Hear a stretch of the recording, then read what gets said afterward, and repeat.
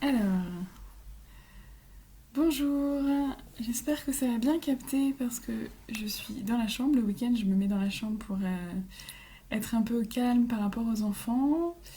Et je fais en direct Instagram et Facebook pour que tout le monde ait accès. Coucou Martine. Donc j'espère que ça marche bien. Je me suis rendu compte hier que j'avais mal arrêté Facebook, il y a 30 secondes à la fin qui n'ont aucun intérêt, où je suis en train de pianoter sur mon téléphone, c'est assez marrant.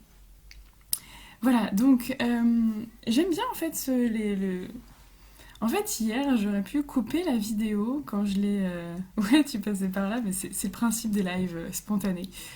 Euh, Hier, j'ai mal coupé la vidéo et j'aurais pu après ne pas la partager comme ça parce que j'ai vu tout de suite qu'il y avait quelques secondes à la fin qui déconnaient. Et en même temps, je me dis, c'est ça le côté rigolo du direct, c'est que parfois il y a des trucs qui se passent pas tout à fait comme on voudrait et en même temps, c'est ça qui fait la magie, qui fait la spontanéité, l'authenticité des choses.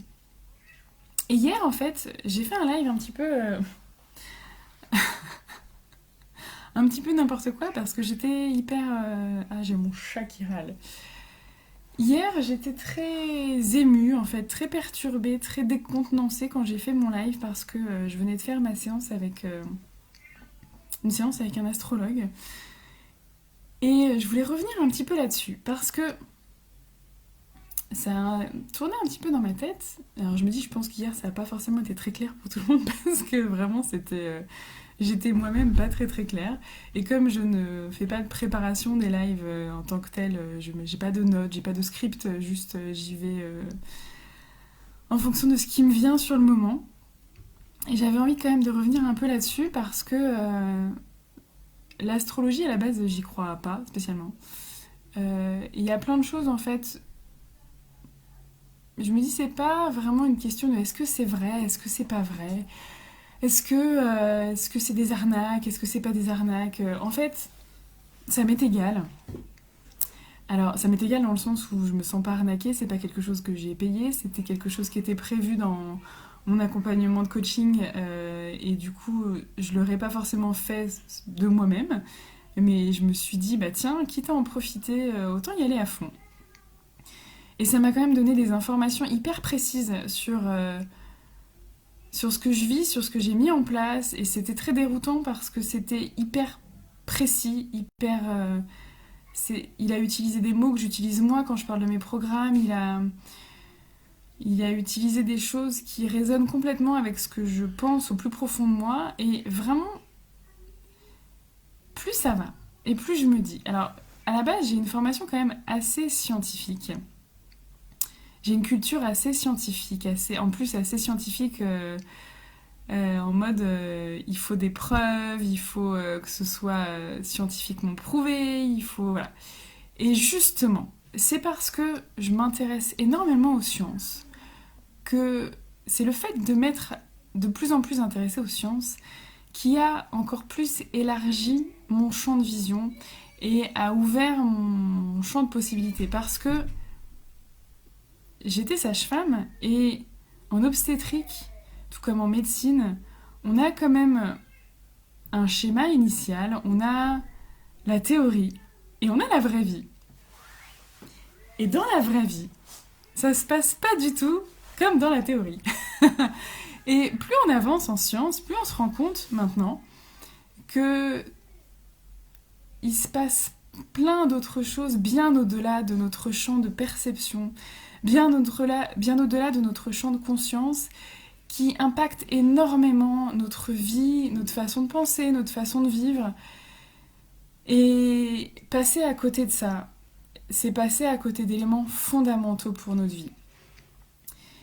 Et là-dedans, j'englobe plein de choses parce que toutes nos croyances, toutes nos pensées, tous nos schémas euh, influent énormément ce qui se passe dans notre vie. En fait,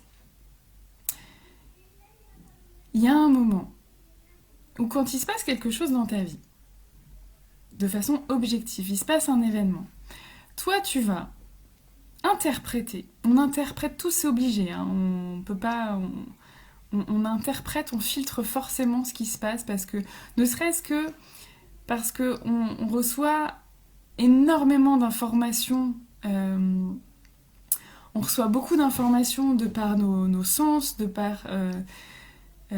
ça a coupé. Bon, ça peut couper un petit peu parce que comme je suis dans ma chambre, ça capte pas forcément toujours très bien.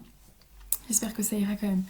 Donc, on capte énormément d'informations de par nos sens, donc par nos yeux, par nos oreilles, par notre peau, par notre odorat. On va capter énormément d'informations et toutes ces informations ne peuvent pas arriver à notre conscient. C'est pas possible, ça fait trop. Ça serait... Imagine qu'à chaque seconde, on reçoive des milliers, des milliards d'informations, on serait submergé. Donc on a des filtres. Les filtres, c'est nos pensées. C'est ça aussi qui fait qu'on ne perçoit pas tous la même chose quand on vit une situation, quand on vit un événement ensemble. On peut vivre la même situation d'un point de vue objectif, on ne va pas ressentir la même chose. Et ce que tu vas ressentir, ce que tu vas vivre comme émotion, ça dépend de l'histoire que tu te racontes. Ça dépend de tes schémas de pensée, ça dépend de tes croyances, ça dépend de la façon dont tu interprètes la situation. Et là, t'as un pouvoir. Là, t'as un pouvoir en fait, qui est difficile à prendre, parce que ces schémas-là, on nous les a transmis depuis notre plus tendre enfance, par des phrases qu'on nous a dit, par des étiquettes qu'on nous a données, par des choses qu'on nous a fait vivre. Et c'est là que je pense qu'en tant que parent, mais en tant qu'être humain, on a une responsabilité en fait, importante. Parce que si tu veux pas transmettre ces mêmes schémas limitants à tes enfants, si tu veux transmettre autre chose, si tu veux vivre toi autre chose, ben faut pas attendre que ça vienne de l'extérieur en fait. Parce qu'il peut te passer, il peut t'arriver quelque chose d'extraordinaire, deux personnes peuvent vivre exactement les mêmes événements. Il y en a une qui va trouver ça extraordinaire et il y en a une qui va trouver ça tout pourri. Ça dépend juste de la façon dont tu choisis de le vivre. Ça dépend juste des croyances que tu choisis de suivre. Parce que nos croyances, c'est juste une interprétation de la réalité. Donc, quelque part, on peut choisir de changer ses croyances. Ça demande du travail. Ça demande du travail à la fois au niveau conscient et au niveau inconscient parce que c'est des schémas qu'on a quand même ancrés de façon très très forte. Et du coup, c'est très très présent. Donc, on a besoin d'aller travailler en profondeur. On a besoin d'y aller encore et encore. Et on construit des nouvelles connexions au niveau de nos synapses, au niveau de notre cerveau. Et ces connexions, une fois qu'on les a construites, il faut qu'on continue de les emprunter encore et encore et encore pour les consolider. Mais ça, c'est une décision. C'est un choix.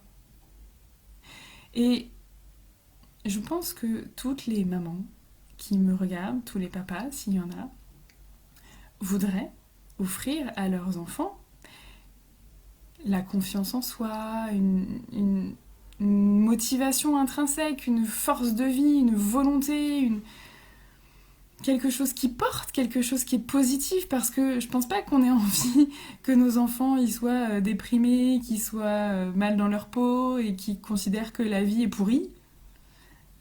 Si c'est ça pour toi, bah peut-être, mais dans ce cas, c'est pas ma philosophie, donc bah continue pas de suivre le live parce que ça va pas t'intéresser.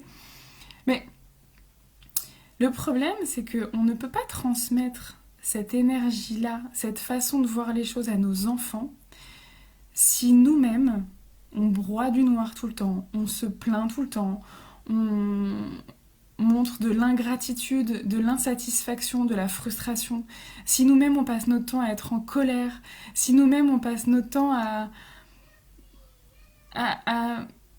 nous-mêmes nous rabaisser, parce que c'est quelque chose quand même qu'on fait beaucoup, inconsciemment, spontanément, on rabaisse, on célèbre pas en fait nos succès, nos réussites, on célèbre pas des petites choses du quotidien parce que... Parce que quoi d'ailleurs? Qu'est-ce qui fait qu'on s'empêche de célébrer tout ça? Qu'est-ce qui fait qu'on s'empêche juste de vivre pleinement les moments qu'on passe ensemble et de se dire waouh, c'est trop bien? Qu'est-ce qui nous en empêche? C'est juste qu'on n'a pas appris. C'est juste qu'on nous a pas transmis ça. Et donc vraiment, aujourd'hui, tu peux choisir, tu peux décider de changer de paradigme en fait, de changer cette histoire que tu te racontes. Tu peux décider de transmettre autre chose à tes enfants. Et oui, c'est dur parce que si c'est pas ce qu'on t'a transmis, c'est pas naturel pour toi. Mais plus ça va devenir naturel et facile pour toi, plus c'est un chemin que tu vas emprunter, plus tu vas ancrer cette façon de penser, cette façon de voir les choses, cette gratitude, cette énergie positive, cette motivation, plus ce sera naturel pour tes enfants. Moi, j'ai des journées où ça va pas, hein, qu'on soit clair. J'ai des journées où j'en ai ras-le-bol, j'ai des journées où je suis fatiguée, j'ai des journées où je stresse, j'ai des journées où je perds confiance. Mais en fait, c'est pas vraiment des journées, c'est plus des moments parce que assez rapidement, j'arrive à changer mon énergie, à revenir dans quelque chose de positif parce que, à force de le faire, à force de recalibrer mon énergie, à force de me rediriger, ça devient beaucoup plus facile et beaucoup plus naturel. Et je sais que pour mes enfants, c'est beaucoup plus naturel que pour moi. Je sais que mes enfants, ils ont une façon de vivre les choses, de voir la vie, qui est tellement magique, qui est tellement plus simple que moi. Alors, déjà, les enfants, de base, ils ont ce pouvoir de voir de la beauté là où nous, on la voit pas forcément, parce que nous, on s'est mis un filtre très, très, très sombre. Et eux, ils l'ont pas encore, et on n'est pas obligé de leur transmettre. Et vraiment, plus on va, nous, changer notre façon de voir les choses, changer notre façon de célébrer, changer notre regard sur les choses. Et vraiment, je sais que c'est un mot que j'utilise tout le temps, mais pour moi, mettre en lumière tout ce qu'il y a de beau dans la vie, porter notre attention sur ce qui est positif, changer notre regard sur, sur nos enfants, sur la vie, sur nous-mêmes, c'est juste, pour moi, le shift à avoir, le changement profond qui change tout en fait. Et moi aujourd'hui, et c'est pas pour me la péter ou pour dire que j'ai de la chance et tout ça, moi aujourd'hui, ma vie, je la savoure. Moi aujourd'hui, je suis capable de passer des journées avec mes enfants, pleines de rires, pleines de câlins, et même... Attends 2 minutes. Même dans les... Mais voilà, même quand je suis interrompue dans un live, même dans les moments où c'est compliqué, même dans les moments où il y a des crises, parce que c'est ce que je transmettais l'autre jour par rapport à une de mes clientes qui a pu justement accompagner la crise de son fils avec plein d'amour, avec de la bienveillance, avec de la patience. Pourquoi ? Parce que justement, elle a changé son regard, parce que justement, elle a cette nouvelle façon d'aborder les choses, elle a cette nouvelle énergie, elle a cette capacité de se ressourcer, de se recharger. Et donc, ça transparaît sur ce qui se passe avec ses enfants. C'est fondamental. C'est une décision. C'est un changement dans notre façon de voir les choses. C'est quelque chose de nouveau, c'est une sorte de révolution. Mais ce que tu décides de croire devient ta réalité. Ce que tu décides de penser influence tout ce que tu vas faire, tout ce que tu vas vivre, tout ce que tu vas avoir comme résultat, influence les comportements des autres envers toi. Il y a des exemples tout simples, mais quand toi, t'es bien dans ta peau, quand t'es aligné avec ce que tu fais, quand tu te sens bien, par exemple quand tu te sens belle, mais il y a beaucoup moins de gens qui te critiquent en fait, ou qui parlent de ton physique parce que ça paraît tellement... T'es tellement incarné dans ce que tu ressens que les personnes pensent même plus à te critiquer ou à donner leur avis sur ça. Quand t'es parfaitement aligné avec ce que tu vis, avec ce que tu transmets avec tes enfants, non seulement le regard des autres te pèse beaucoup moins parce que tu sais pourquoi tu le fais, donc en fait tu t'en fiches un peu du regard des autres, mais en plus, Les autres, ils sentent que t'es ancré dans tes baskets, que t'es aligné, et du coup, ils vont beaucoup moins aller t'embêter à ce niveau-là. Parce qu'ils sentent qu'il n'y a pas de prise. Quand t'incarnes réellement, quand t'es vraiment à fond dans... Alors, j'ai pas dit coucou à tout le monde, il y en a qui n'ont pas les prénoms, donc c'est très compliqué sur Instagram. Mais coucou à tous. Coucou Charlotte, coucou Sarah, coucou Lorraine. Vraiment, plus t'es incarné, plus t'es aligné avec ce que tu fais, et plus tu irradies en fait. Et je sais que j'utilise beaucoup cet univers de lumière, de puissance, mais pour moi c'est vraiment ça en fait. Et ça se voit physiquement, c'est-à-dire que quand tu te sens bien, tu te tiens différemment. Ton visage a une lumière différente, t'as une aura différente. Et on peut penser que c'est complètement dans la tête et tout ça. Mais oui, c'est dans la tête. Mais ce qui se passe dans ta tête, ça sort dans ton physique, en fait. Ce qui se passe dans notre esprit, ça se transmet dans le concret. Donc il faut arrêter de séparer le corps, l'ADN, nos cellules, nos organes, avec nos pensées, notre âme, notre esprit, parce que tout est lié.